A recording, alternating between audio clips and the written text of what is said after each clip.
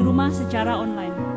Kami sampaikan kepada jemaat bahwa ibadah hari ini akan dilaksanakan perjamuan kudus sedunia dengan menggunakan tata ibadah dari Gereja Kristen Oikumene di Indonesia, GKO, yang akan dilayani oleh Bapak Pendeta Musa Hotmatua Sitorus, SSI MTR Opsla.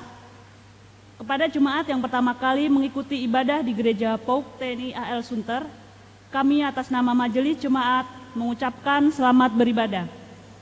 Kiranya damai sejahtera menjadi bagian kita dalam persekutuan ibadah saat ini. Kepada jemaat yang memerlukan pelayanan, pastoral, dan keterangan lainnya, dapat menghubungi Sekretariat PAUK TNI AL Sunter setiap jam kerja, Selasa sampai dengan Sabtu, pukul 9.00 sampai 15.00 WIB. Pengumuman, ibadah Minggu 11 Oktober 2020, jam 9.00 WIB, di Gedung Gereja PAUK TNI AL Sunter. Pelayan firman, Pendeta Anneke Antoni Mangadil STH dari Gemis Elim. Ibadah rumah tangga sektor online, sektor ABC, Kamis 8 Oktober 2020, jam 19.00, dengan tema Kedaulatan Allah Memulihkan Umatnya, dengan pelayan firman, Penatua Maurits R. Rawung. Ibadah Komisi Pelayanan Anak secara online, Minggu 4 Oktober 2020, jam 8.00, dengan tema Yakub memberkati Manasye dan Efraim, dengan kakak pencerita, kelas balita dan batita oleh Kak Teti, kelas kecil dan tanggung oleh Kak Lila. Minggu 11 Oktober 2020, jam 8.00, dengan tema Akhir Hidup Yusuf, dengan kakak pencerita, kelas batita dan balita Kak Penny, kelas kecil dan tanggung Kak Geri.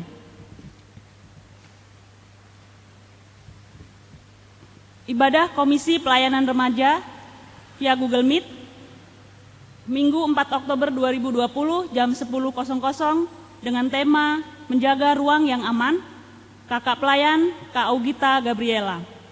Minggu 11 Oktober 2020, jam 10.00, dengan tema Hadiah Terindah, kakak pelayan Kak Evi Gustina. Jika jemaat ingin mentransfer persembahan syukur dan perpuluhan, dapat dikirim ke rekening Bendahara Gereja PAUK TNI AL Sunter yang sudah dikirim ke WA Grup Jemaat PAUK TNI AL Sunter dan Komisi Kategorial. Dihimbau kepada seluruh jemaat agar tidak membawa anak usia di bawah 13 tahun pada saat ibadah minggu dilaksanakan di gereja. Laporan keuangan. Saldo Bendahara Gereja PAUK TNI AL Sunter pertanggal 4 Oktober 2020, Bendahara 1, Rp24.730.109, Bendahara 2, Rp11.720.546, dengan total Rp62.682.321.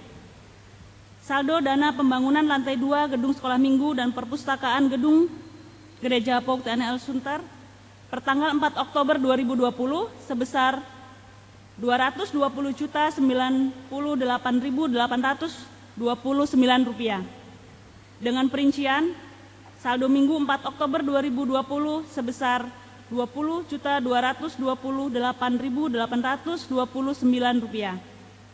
Saldo deposit mandiri sebesar Rp200 juta. Kepada jemaat diumumkan dalam rangka pencarian dana Natal 2020 dan Paskah 2021, panitia akan mendistribusikan amplop proposal ke seluruh jemaat PAUK TNI AL Sunter. Mohon partisipasi dari seluruh jemaat. Pencarian dana Natal 2020 dan Paskah 2021 sampai tanggal 4 Oktober 2020 sebesar Rp2.938.000. Dimohon partisipasi jemaat.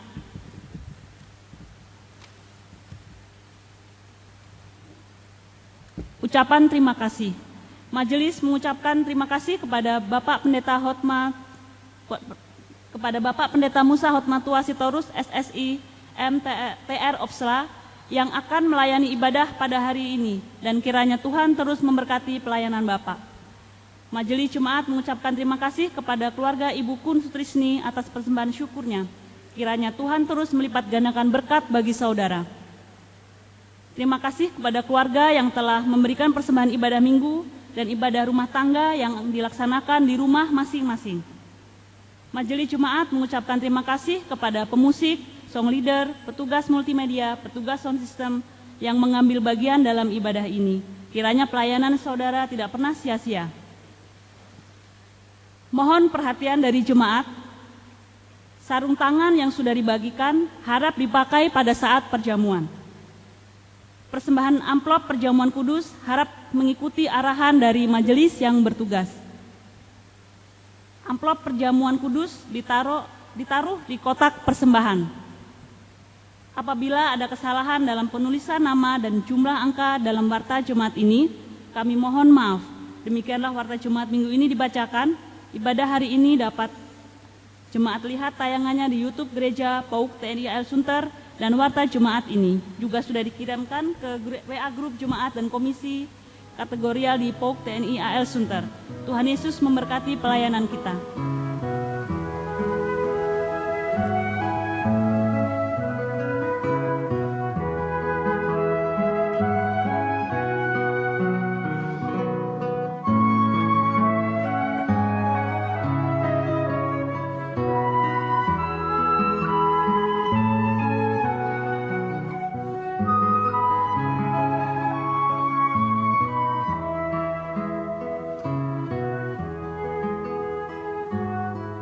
Marilah kita berdiri menyambut firman Tuhan dengan menyanyi dari nyanyian Bukalah Gapura Indah.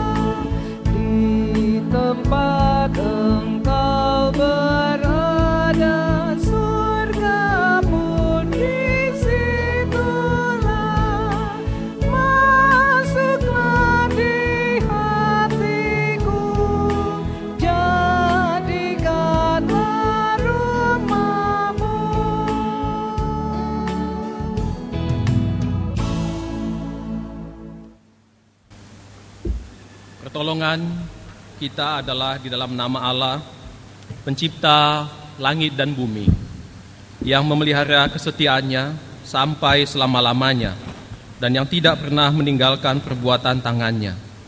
Kasih karunia dan damai sejahtera dari Allah, Tuhan kita, melalui karya Yesus Kristus anaknya yang tunggal, serta di dalam persekutuan dengan rohnya yang kudus, menyertai saudara sekalian.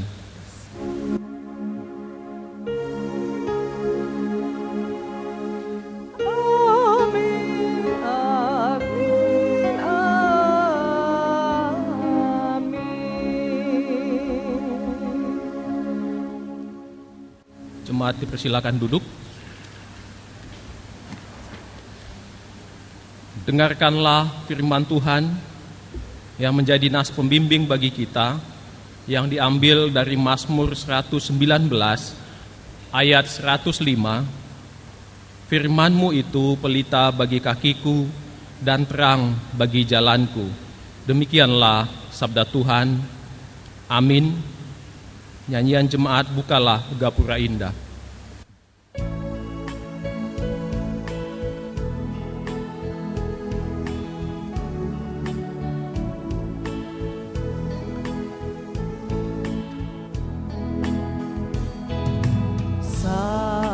aku menghadapmu, sucikanlah diriku, agar doa dan nyanyian berkenan kepadamu. Angkat roh dan jiwaku sampai ke hadiratmu.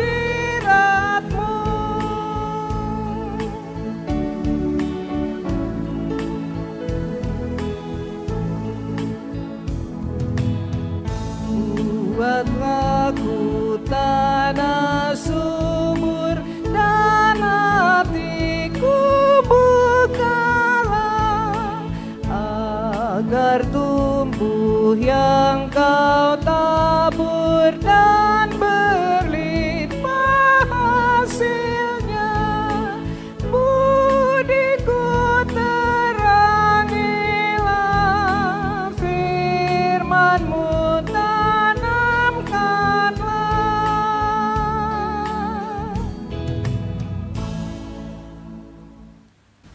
Kita masuk dalam pengakuan dosa.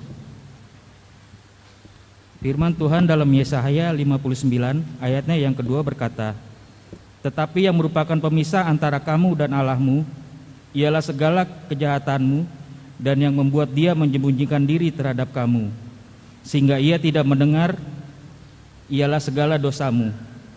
Maka marilah kita mengaku dosa kita kepada Tuhan, yang diawali dengan pengakuan secara pribadi.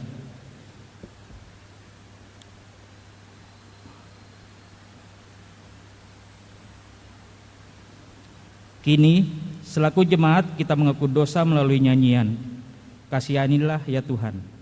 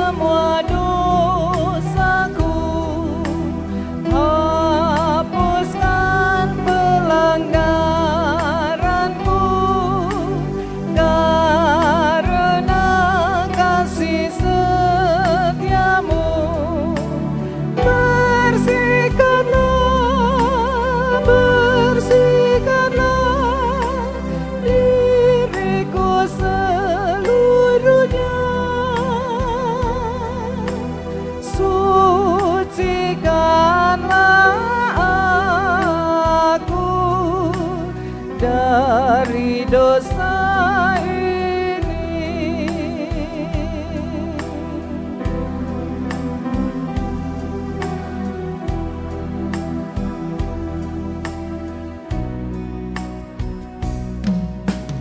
kini aku menyadari akan semua dosaku, dosa yang aku rasakan selalu menghantuiku. Ya Tuhanku, ya Tuhanku, ampunilah diriku, sucikanlah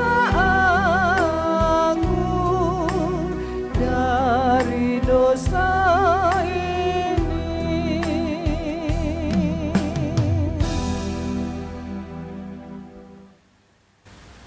Oleh karena saudara telah mengaku dosa dengan sungguh-sungguh, maka dengarkanlah berita anugerah dari Tuhan Yesus.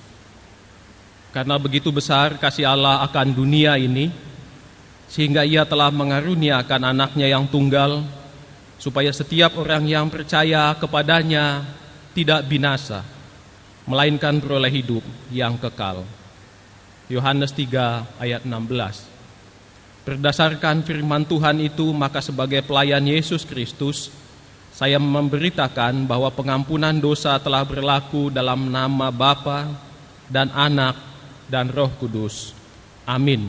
Dan dengarkanlah petunjuk hidup baru seperti yang tertulis di dalam Yesaya 48 ayat 8. Sekiranya engkau memperhatikan perintah-perintahku, maka damai sejahteramu akan seperti sungai yang tidak pernah kering, dan kebahagiaanmu akan terus berlimpah seperti gelombang-gelombang laut yang tidak pernah berhenti. Amin. Begitu besar, begitu kasih Allah akan dunia ini.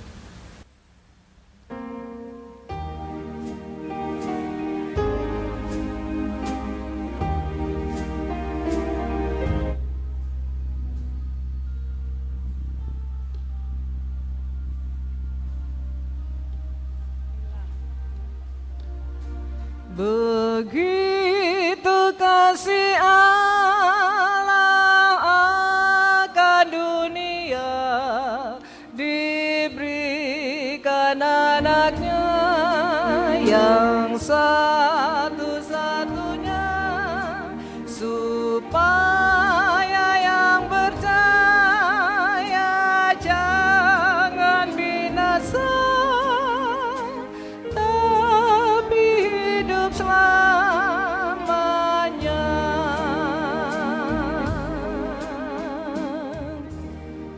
Kita mendengarkan kesaksian pujian solo dari Ibu Agustin.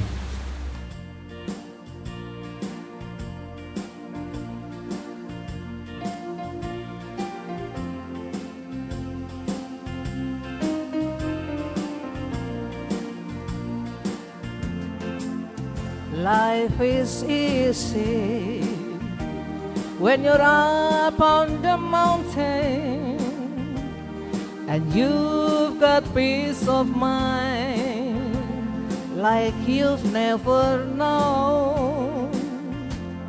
But things change when you're down in the valley. Don't lose faith, for you're never alone. For the God on the mountain is still God in the valley. When things go wrong, He'll make them die. And the God of the good times is still God in the bad times. The God of the day is still God in the night.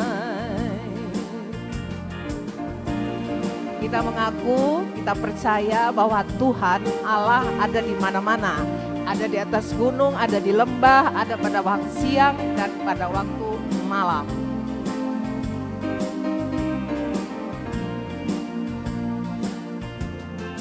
You talk of faith when you're up on the mountain, but thoughts come easy when life at its best. Now it's down in the valley of trials, temptations. That's where your faith is really put to the test.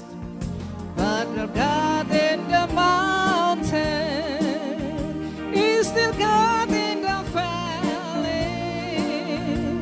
When grief's so wrong, He'll make them right. And the God of the good time is still God in the bad time. The God of the day is still God in the night. The God of the day is still God in the night.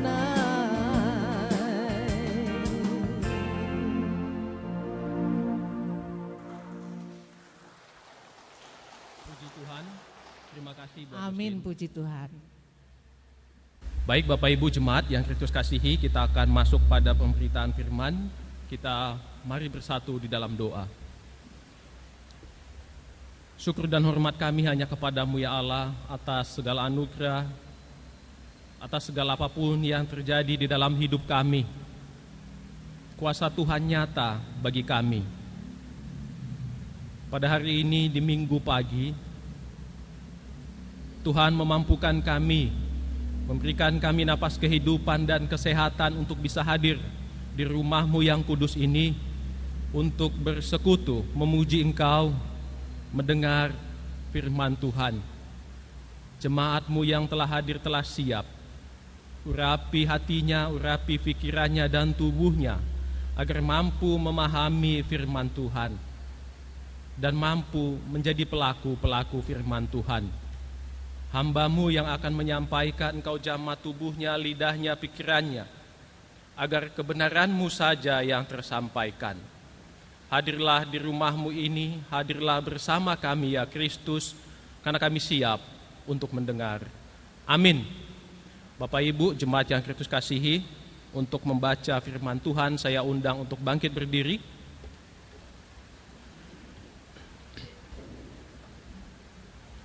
Pembacaan dan perenungan firman Tuhan hari ini kita ambil dari Mazmur 19. Mazmur 19 kita akan membacanya secara berbalasan. Saya ayat yang kedua, Bapak Ibu ayat yang ketiga, demikian selanjutnya. Kita akan mulai pembacaan firman Tuhan. Mazmur 19. Kemuliaan Tuhan dalam pekerjaan tangannya dan dalam Tauratnya. Untuk pemimpin biduan, Mazmur Daud. Langit menceritakan kemuliaan Allah, dan cakrawala memberitakan pekerjaan tangannya. Ayat yang ketiga Bapak Ibu. Hari meneruskan berita itu kepada hari, dan malam menyampaikan pengetahuan itu kepada malam. Tidak ada berita dan tidak ada kata. Suara mereka tidak terdengar. Tetapi gema mereka terpencar ke seluruh dunia, dan perkataan mereka sampai ke ujung bumi. Ia memasang kemah di langit untuk matahari. Yang keluar bagaikan pengantin laki-laki yang keluar dari kamarnya. Girang bagaikan pahlawan yang hendak melakukan perjalanannya. Dari ujung langit ia terbit, dan ia beredar sampai ke ujung yang lain. Tidak ada yang terlindung dari panas sinarnya.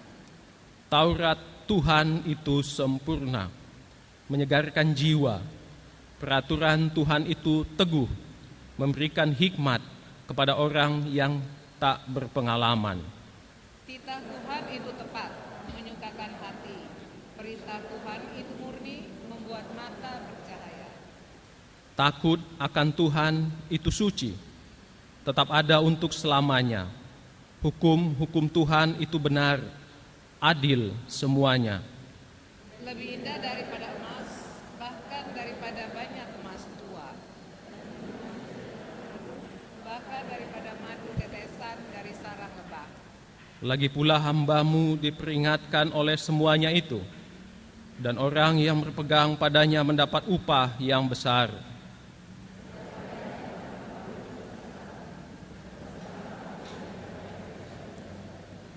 Lindungilah hamba-Mu juga terhadap orang yang kurang ajar. Janganlah mereka menguasai aku, maka aku menjadi tak bercela dan bebas dari pelanggaran besar. Mudah-mudahan Engkau berkenan akan ucapan mulutku dan renungan hatiku ya Tuhan, gunung batuku dan penebusku. Demikianlah firman Tuhan. Terpujilah Tuhan Yesus Kristus. Hendaklah firman Tuhan diam dengan segala kekayaannya, serta menetap di antara kamu, dan ucaplah syukur kepada Allah. Haleluya. Haleluya, haleluya, haleluya.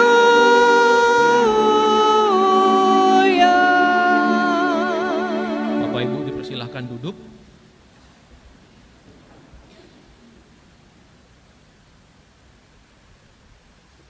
Siapa yang berpegang pada sabda Tuhan dan setia mematuhinya, hidupnya mulia dalam cahaya baka, bersekutu dengan Tuhannya.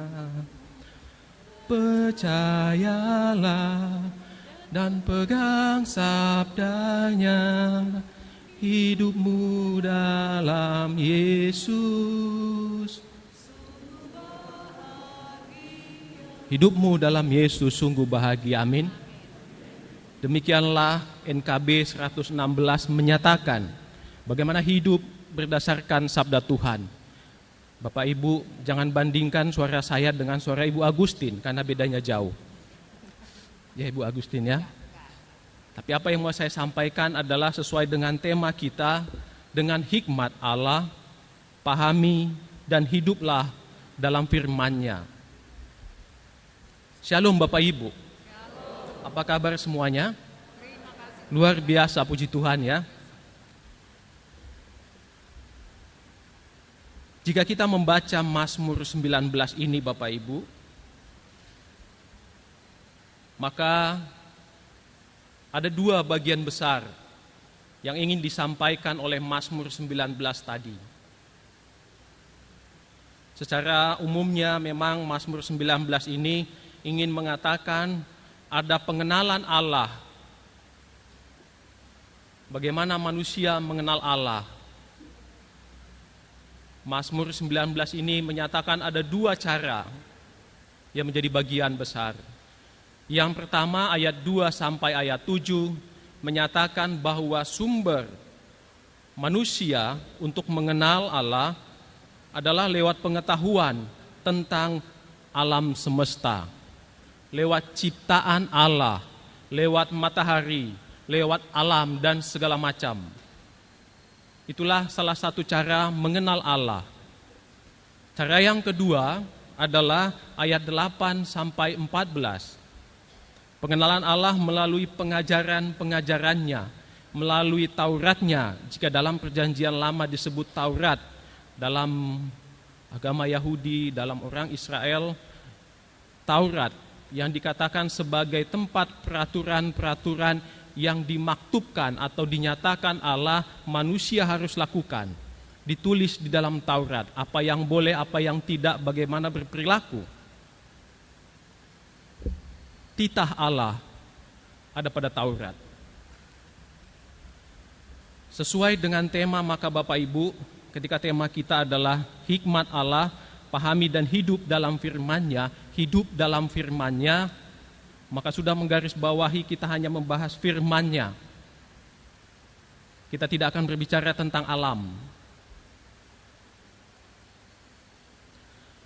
Penyataan Allah atau bagaimana Allah ingin dikenal oleh manusia lewat perintah-perintahnya, lewat aturan-aturan yang dibuat oleh Allah, dinyatakan, diwahyukan, dinubuatkan lewat Taurat.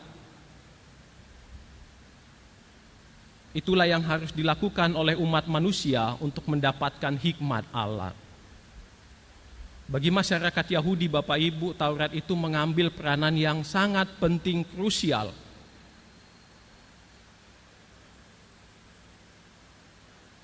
Bahkan ketika seseorang tidak melaksanakan Taurat, maka hukumannya berat. Oleh sebab itu, maka ahli-ahli Taurat mendapatkan tempat dalam kedudukan sosial yang tinggi. Karena mereka dipandang sebagai orang-orang yang mumpuni, sebagai orang-orang yang pintar, sebagai orang-orang yang memiliki hikmat untuk mengenal Taurat.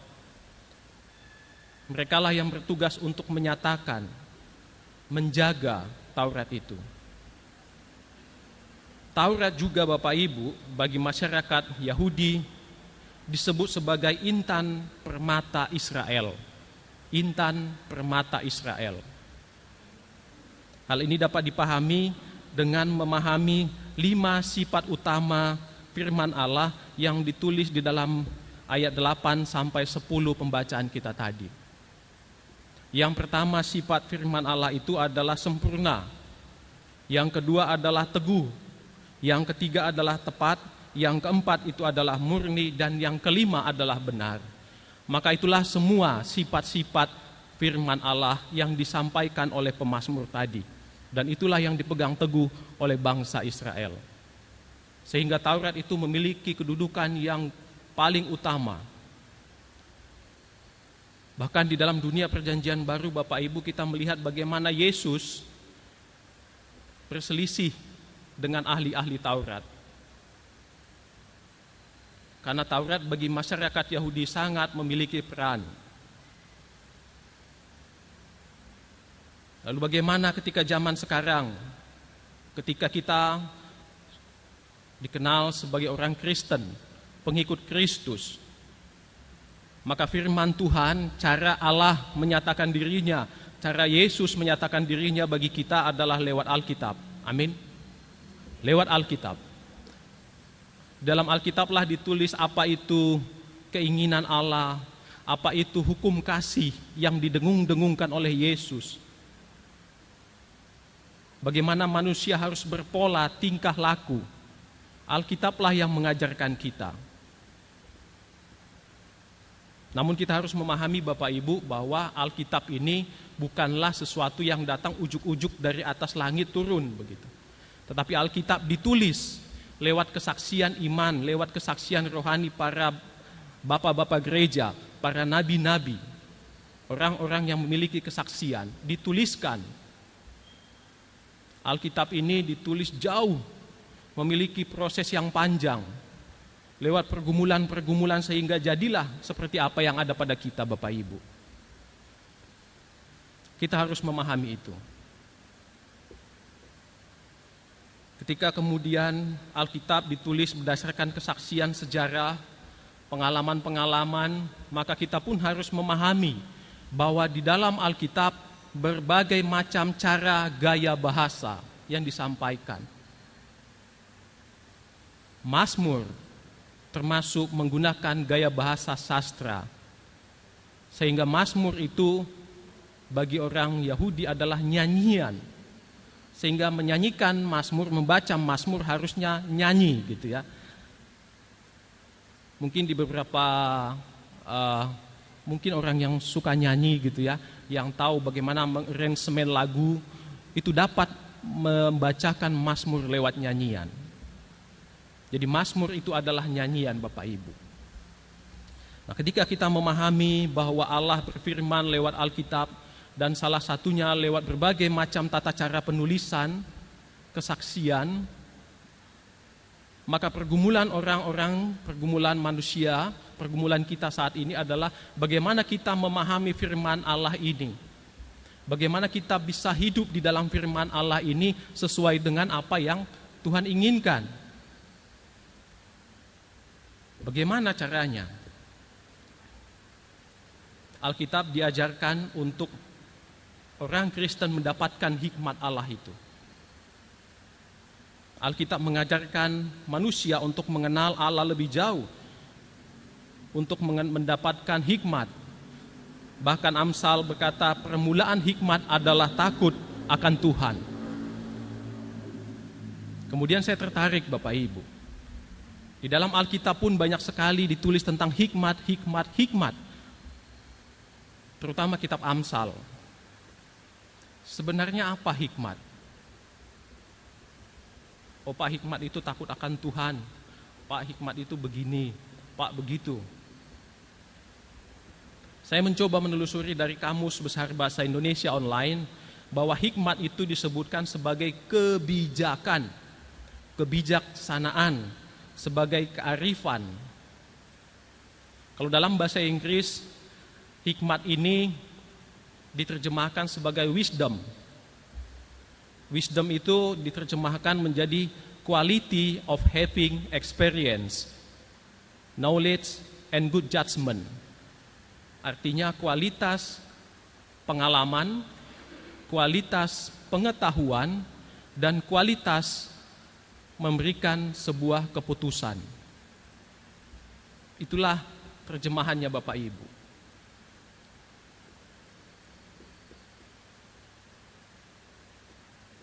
Di dalam Alkitab pun jika Bapak Ibu melihat hikmat, banyak disandingkan dengan pengetahuan, didikan,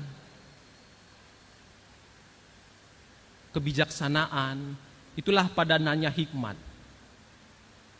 Sehingga bagaimana Bapak Ibu kita memiliki hikmat Allah itu? Dengan hikmat Allah, pahami dan hidup dalam firman-Nya. Hikmat Allah.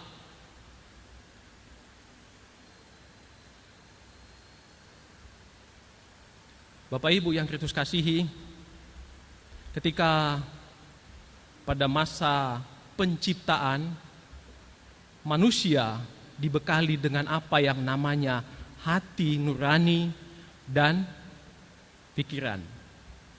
Betul ya?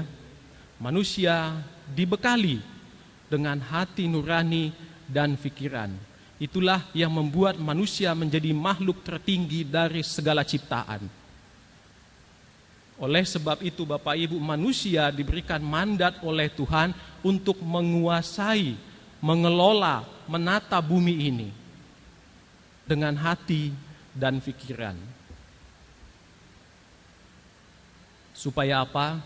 Supaya damai sejahtera Tuhan itu terjadi di atas bumi. Hati dan pikiran. Hati, berbicara tentang hati Bapak Ibu. Hati harus diisi dengan rasa. Hati diisi dengan rasa.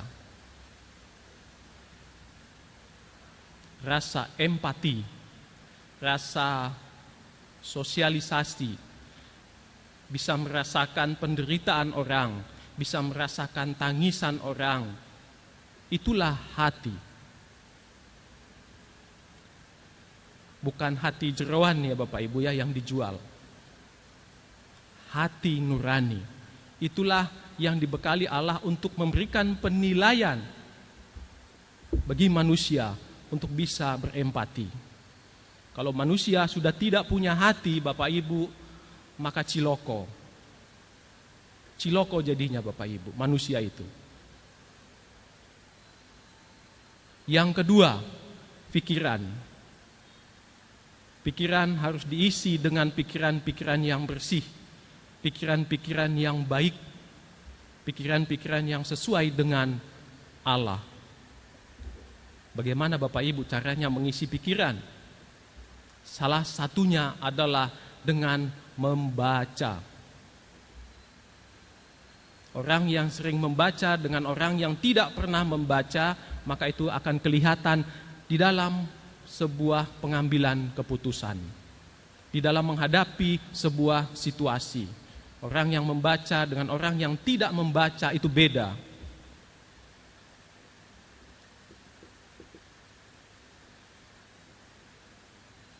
Di samping itu, pengalaman memiliki peranan penting untuk membentuk pikiran. Jika orang Kristen tidak pernah membaca Alkitab dengan orang yang sering membaca Alkitab, beda kan? Beda Bapak Ibu. Orang yang sering mendengar firman Tuhan, membaca renungan-renungan dengan orang yang masa bodoh, itu beda Bapak Ibu. Pasti beda. Nah, hati dan pikiranlah yang diberikan oleh Allah untuk manusia bisa mengenal Allah. Hati dan pikiran Bapak Ibu.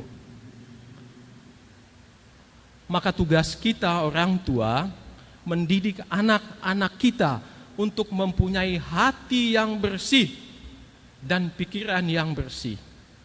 Sekali lagi, hati yang bersih dan pikiran yang bersih. Niscaya Bapak Ibu, ketika dia menjadi orang terpandang, ketika dia menjadi pemimpin, maka inilah sebenarnya pemimpin yang direstui Allah. Karena dia akan berfokus pada apa yang manusia butuhkan, apa yang Tuhan ingin manusia lakukan. Itulah fokusnya. Sekali lagi, hati dan pikiran Bapak Ibu.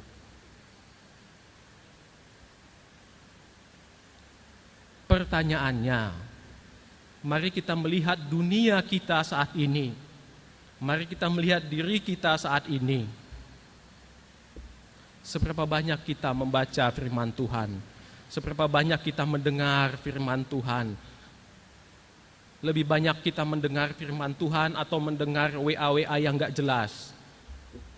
Lebih banyak mana kita melakukan doa pagi atau lebih banyak mana kita menggosip? Lebih banyak mana kita melakukan ibadah, berdoa kepada Tuhan, mendengarkan renungan, membaca renungan atau jalan-jalan? Lebih banyak mana?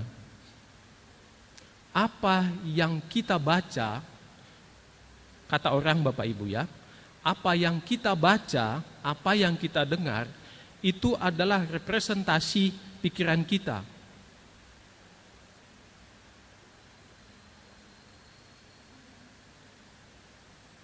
Bapak Ibu yang Kristus kasihi, maka untuk dapat hidup dan paham firman Tuhan, maka kita harus sering membaca firman Tuhan, mendengar renungan. Amin. Amin. Amin. Tidak berhenti sampai di situ Bapak Ibu. Ketika kita sudah memahami, untuk memahami firman Tuhan itu kita butuh hati dan pikiran. Ada salah satu tema atau isu yang saat ini sebenarnya sedang bergema di gereja-gereja, diperhadapkan dengan situasi kita saat ini, pandemi. Ketika kita bergereja sudah mengambil keputusan gereja boleh dibuka tetapi dengan mengatur jarak, itu dilakukan untuk umat, untuk kesehatan, kita mengikuti protokol-protokol.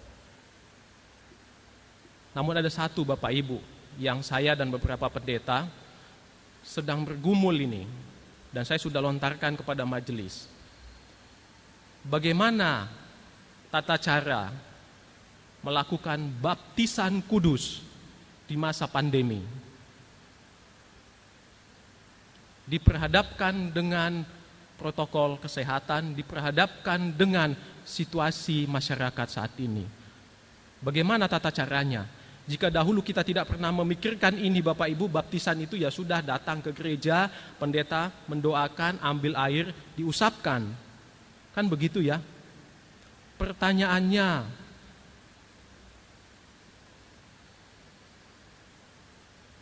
kita lakukan itu pada masa kini?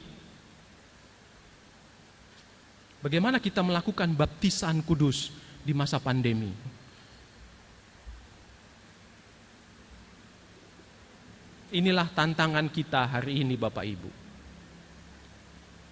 Banyak suara, banyak pendapat yang dilontarkan. Karena Pope adalah gereja yang tidak bersinode, maka keputusan harus dari jemaat dan majelis. Sekali lagi, keputusan harus ada di jemaat dan majelis. Berdasarkan pengalaman, berdasarkan peraturan-peraturan, berdasarkan himbauan-himbauan. Itulah yang disebut dengan membaca, mendengar, memiliki hati.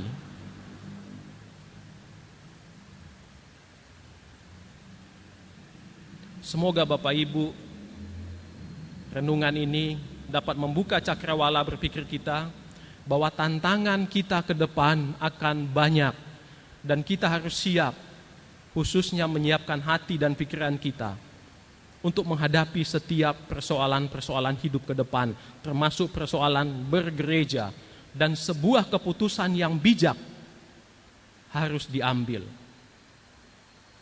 Semoga Tuhan memberkati dan menyertai kita dalam mengambil setiap keputusan apapun yang kita ambil untuk jalan terbaik bagi gereja dan bagi umat. Jalan-jalan ke kota Medan, singgah belanja di pasar Peringgan. Kalau hati ingin nyaman Bapak Ibu, percaya saja kepada Tuhan, amin. Amin. Memancing di Sungai Kapuas, pakai umpan udang yang tak dikupas. Meskipun dunia banyak yang tidak jelas, namun percaya orang beriman pasti terbebas, amin. Demikian yang dapat saya sampaikan, semoga Tuhan memberkati kita semua, amin.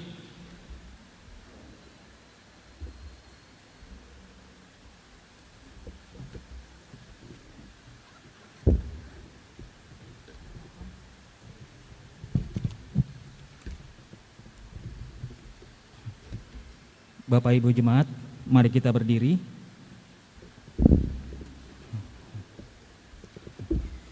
Bersama dengan gereja dari segala zaman dan tempat, marilah kita mengikrarkan pengakuan iman rasuli dan dengan berkata, aku percaya kepada Allah, Bapa yang Maha Kuasa, Khalik langit dan bumi, dan kepada Yesus Kristus, anaknya yang tunggal Tuhan kita, yang dikandung daripada Roh Kudus, lahir dari anak darah Maria, yang menderita di bawah pemerintahan Pontius Pilatus, disalibkan, mati dan dikuburkan, turun ke dalam kerajaan maut.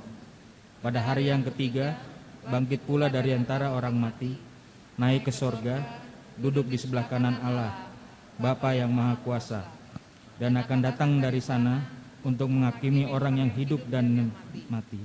Aku percaya kepada Roh Kudus, gereja yang kudus dan persekutuan orang kudus, pengampunan dosa, kebangkitan daging, dan hidup yang kekal. Amin. Jemaat dipersilakan duduk kembali.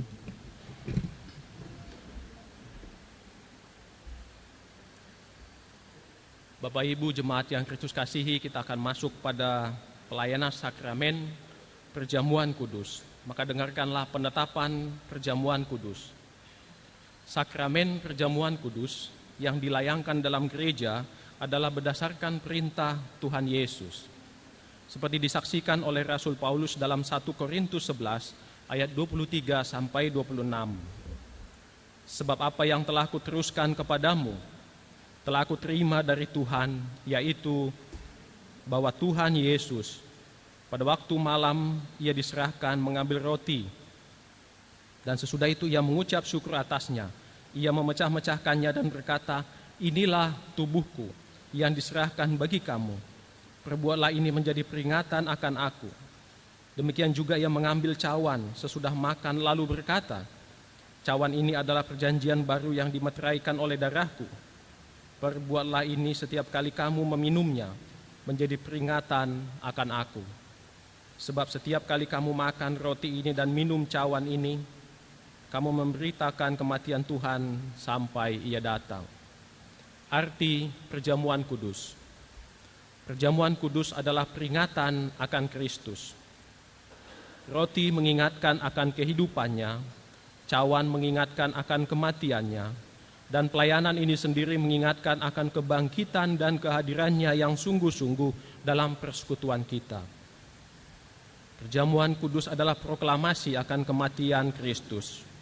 Dalam pelaksanaan perjamuan kudus, kita dapat memahami bahwa Tuhan Yesus telah diutus Bapa ke dalam dunia, mengenakan darah dan daging seperti kita dari awal inkarnasinya menjadi manusia hingga akhir hidupnya di dunia.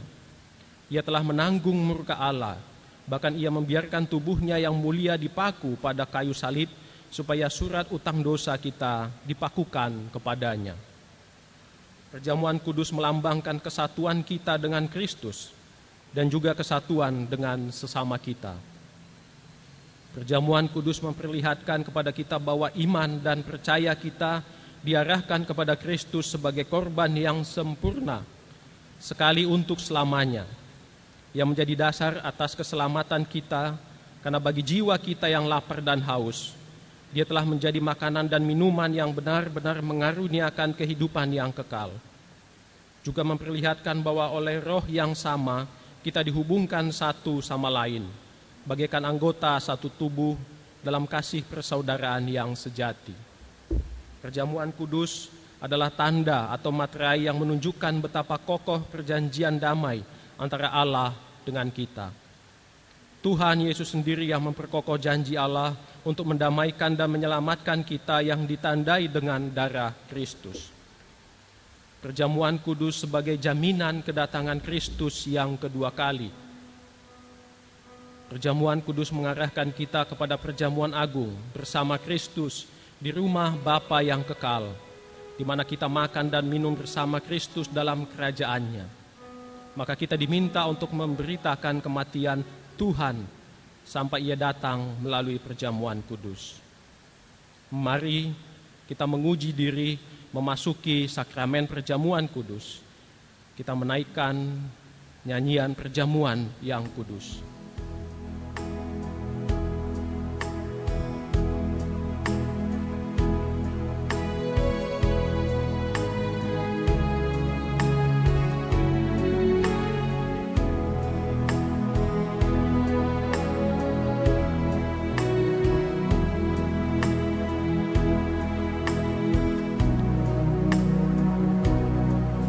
perjamuan yang kudus, bekal untuk iman,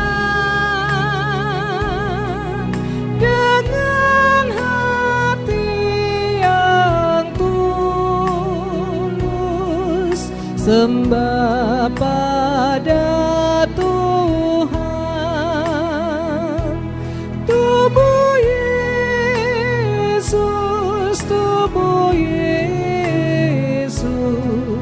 makanan yang kudus.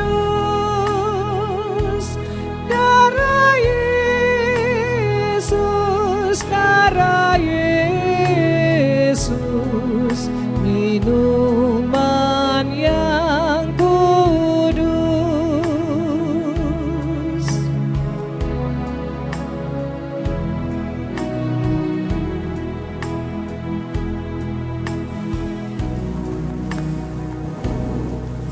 Sekarang aku datang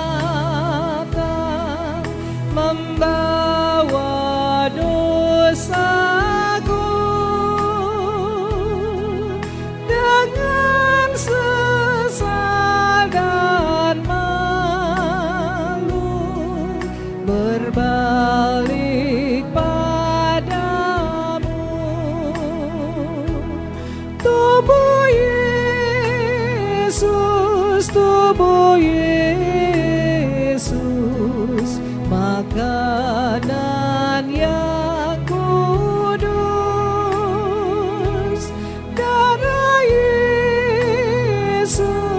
Darah Yesus,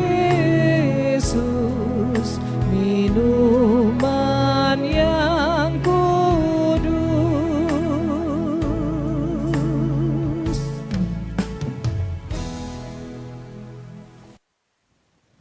Saudara-saudara, lihatlah meja perjamuan Tuhan telah siap bagi kita semua.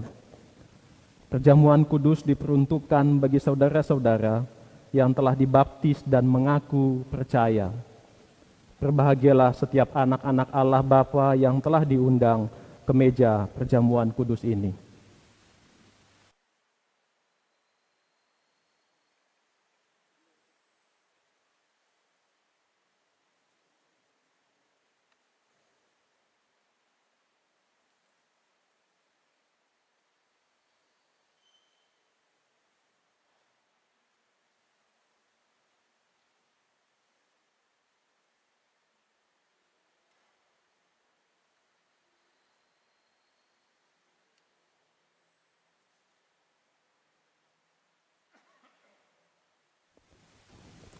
Saudara-saudara jemaat, supaya kita dipelihara oleh roti surgawi, yakni Yesus Kristus, janganlah hati kita melekat pada roti dan air anggur yang kelihatan ini. Melainkan hendaklah dengan iman kita mengarahkan hati kita kepada Yesus Kristus, Tuhan kita dan Juru Selamat kita. Kiranya damai sejahtera Tuhan menyertai persekutuan kita. Damai sejahtera bagimu.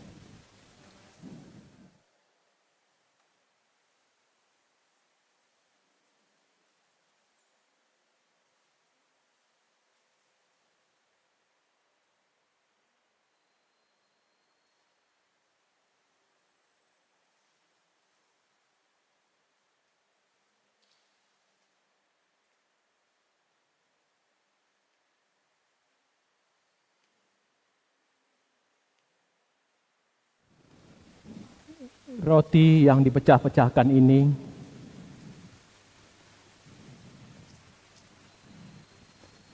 adalah tanda persekutuan kita dengan tubuh Yesus Kristus.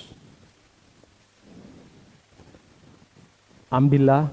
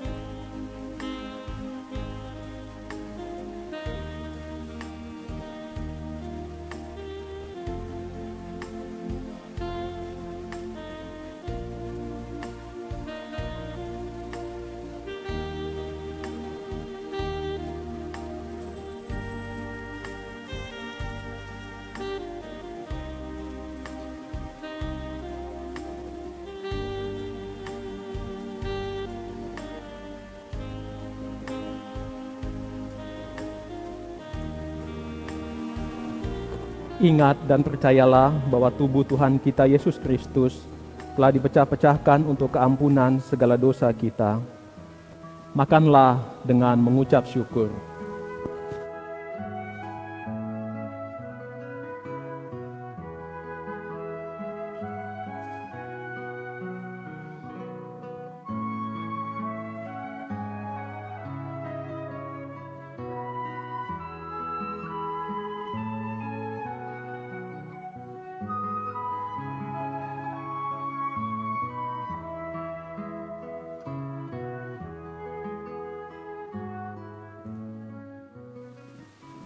Anggur yang dicurahkan ini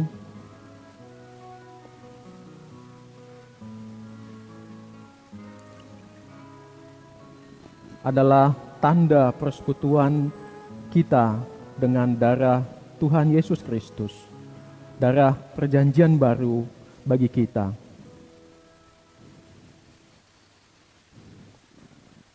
Ambillah.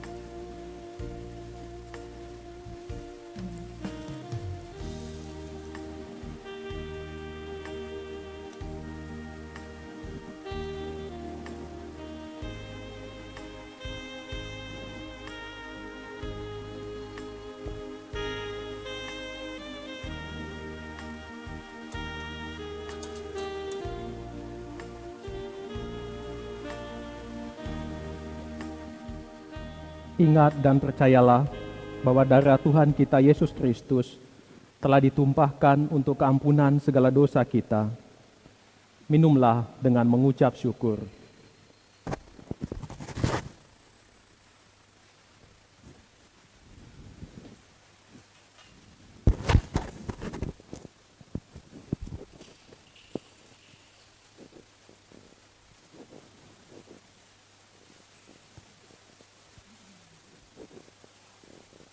Bapak Ibu jemaat, saya undang untuk bangkit berdiri untuk kita menerima berkat dalam perjamuan kudus saat ini.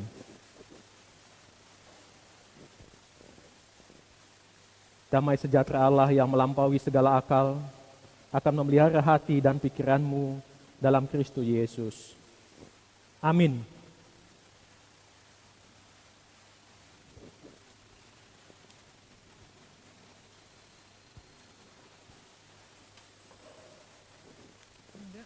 Kita menaikkan pujilah sumber hidupku sambil kita memberikan persembahan perjamuan kudus yang dimulai oleh majelis.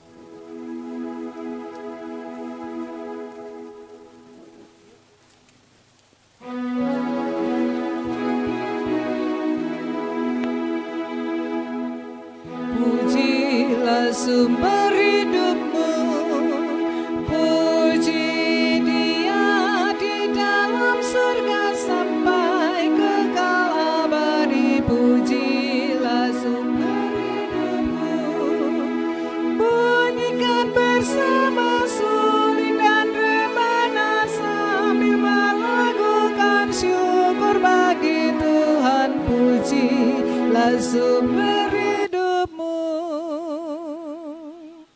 Sion, elukan rajamu, sungguh dikaulah yang dicari sampai didapatinya. Sion, elukan rajamu, song-songlah yang datang dalam nama Tuhan dan terima Dia jadilah miliknya. Pujilah sumber hidupmu.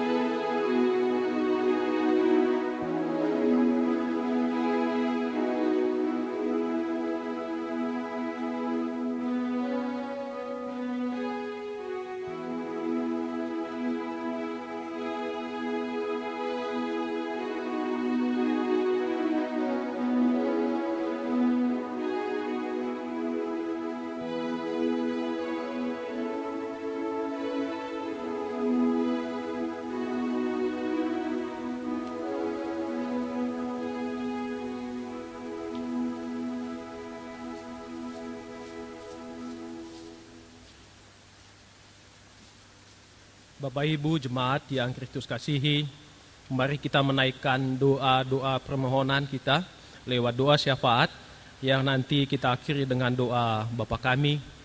Kita bersatu di dalam doa. Hanya kepada Engkau ya Allah, tempat kami bermohon. Hanya kepada Engkau ya Allah, tempat perlindungan kami. Terima kasih sudah mengajarkan kami, memberikan kami didikan untuk bawa hikmat Tuhan lewat firman-Mu, lewat Alkitab, mengajarkan kami untuk kebaikan, untuk lebih dekat lagi kepada Allah. Mampukan kami sebagai anak-anak-Mu untuk menyelami, memahami firman Tuhan, sehingga kami mampu hidup menjadi pelaku firman-Mu. Biarlah hati dan pikiran kami dicerahkan oleh Roh Kudus-Mu, agar setiap tindak tanduk kami, agar setiap tingkah laku kami hanya sesuai dengan firman-Mu ya Tuhan. Dalam doa permohonan syafaat kami ini, kami membawa saudara-saudari kami, jemaat kami yang saat ini dalam keadaan sakit ataupun pemulihan. Di antaranya Ibu Sukarsi Bain, Bapak Henry M. Pangaribuan, Ibu Aspita Tampu Bolon, Bapak Ateng, suami dari Ibu Lili Ateng, Ibu Rosana Saragi Boruhutapea, Ibu Meiti Kusoy, Ibu Lili Niki Julu, Saudari Yohana Lubis, Ibu Siahaan Borumangunsong, Ibu Sihol Sinaga Borugultom, Ibu Tio Runggun Gurning Boru Sirait, Ibu Margaret Kaunang Singal, Bapak Robi Manuputi, Bapak AJM Suharto, Ibu Endang Baltazar, dan Ibu Jendali Sembiring. Setiap jemaat-jemaat-Mu yang belum juga kami sebutkan namanya, jika ada yang dalam keadaan sakit atau pemulihan, dimanapun mereka ya Tuhan, dengan iman yang teguh kami nyatakan kuasa Tuhan yang menyembuhkan mereka, kuasa Tuhan yang memulihkan mereka. Biarlah Engkau memakai para medis obat-obatan, orang-orang terkasih, untuk menjadi sarana penyembuhan bagi saudara-saudari kami. Kami juga membawa dalam doa permohonan kami bagi jemaat yang berulang tahun, pribadi maupun pernikahan. Tuhan tambahkan usia, maka tambahlah tanggung jawab dan kedewasaan untuk memikul lebih lagi beban di pundak kami. Mampukan kami untuk terus menatap hari depan kami hanya bersama Kristus. Kami berdoa untuk setiap anak yang Tuhan anugerahkan bagi kami sebagai sebuah keluarga. Tumbuh kembangnya Tuhan jaga. Kau berikan kepintaran hati yang rendah hati bagi anak-anak kami. Kami sebagai orang tua, Kau mampukan menjadi teladan. Kau mampukan kami memberikan yang terbaik bagi anak-anak kami. Oma, opa, kakek, nenek, opung dimanapun berada, Tuhan beserta mereka memberikan senyum yang terindah, memberi kesehatan yang terbaik bagi mereka. Kami membawa situasi kami hingga hari ini yang masih terus dilanda pandemi. Tuhan berkuasa, Tuhan nyatakan kuasa-Mu bagi dunia ini, agar semua ini cepat berlalu dan kami bisa kembali seperti normal kembali. Kami percaya Tuhan, hanya Tuhan yang memampukannya. Tiada kuasa lain, hanya Engkau ya Allah. Hanya Engkau tempat kami berlindung. Kami juga membawa dalam doa pergumulan-pergumulan gereja di tengah pandemi saat ini. Biarlah para pemimpin, para pengambil keputusan gereja dengan hikmat bijaksana dapat mengambil keputusan terbaik bagi gereja dan masyarakat. Kami juga membawa dalam doa kami pemimpin bangsa negara kami, pemimpin agama, pemimpin Polri dan TNI, pemimpin masyarakat. Engkau yang menjaga, menguatkan mereka dalam mengambil setiap keputusan dan kebijakan. Para medis sebagai garda terdepan menanggulangi pandemi ini, Engkau berikan kekuatan, Engkau berikan semangat, kesehatan terbaik bagi mereka untuk terus berjuang membantu orang-orang yang sakit. Kami masyarakat hendaknya dengan hikmat bijaksana Tuhan ikut berperan aktif menjaga protokol kesehatan.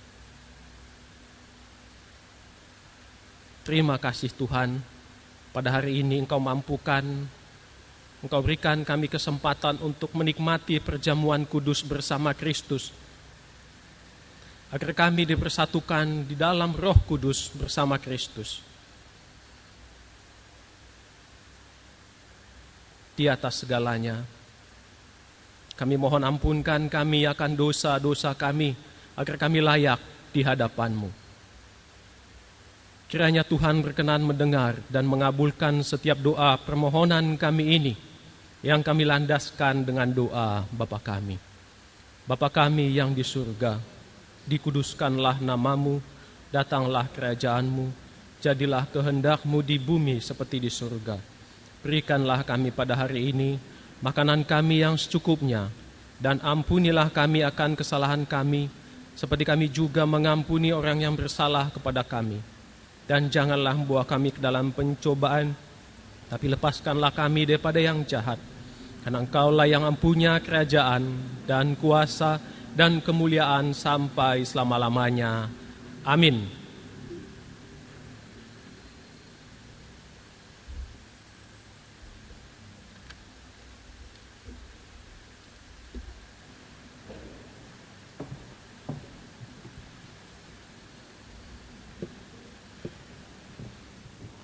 Allah Bapa telah menganugerahkan hidup yang sempurna kepada kita. Kita telah ditebusnya dan Ia mengangkat kita sebagai anak-Nya. Dan karena itu hidup kita berlangsung di dalam kasih karunia dan berkat-Nya yang tidak berkesudahan.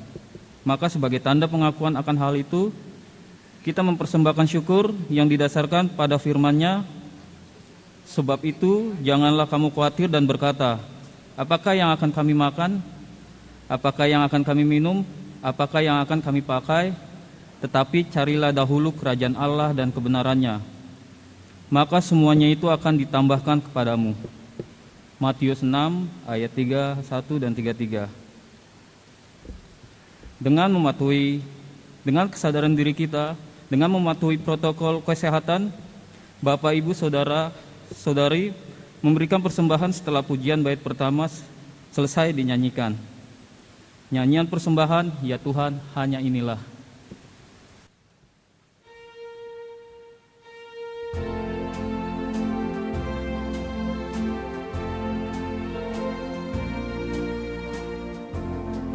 Ya Tuhan, hanya inilah yang dapat ku beri padamu. Ungkapan syukur apalah dibanding berkat karunia-Mu.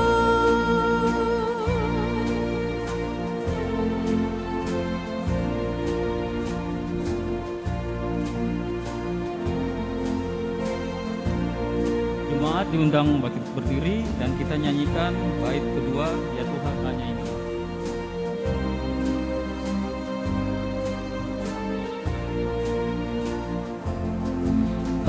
Pemberian janda miskin pun Engkau lihat ketulusannya.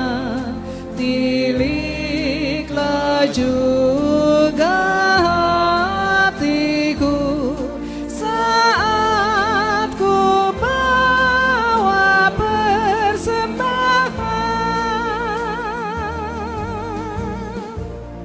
Mari kita mendoakan persembahan kita. Kami bersyukur karena kami telah diberkati Allah dengan segala kebaikan dan kemurahan-Mu. Dan karena anugerah-Mu semata, maka kami dapat memberikan persembahan kami saat ini. Kiranya persembahan ini diberkati Tuhan dan dapat dipergunakan dalam karya keselamatan melalui gereja-Mu. Amin. Jemaat tetap berdiri.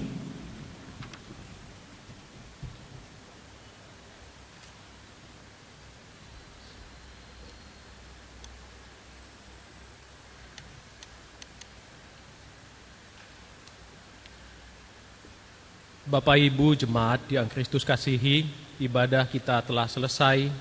Pergilah dan lakukanlah apa yang Tuhan perintahkan kepadamu. Kita harus membawa berita.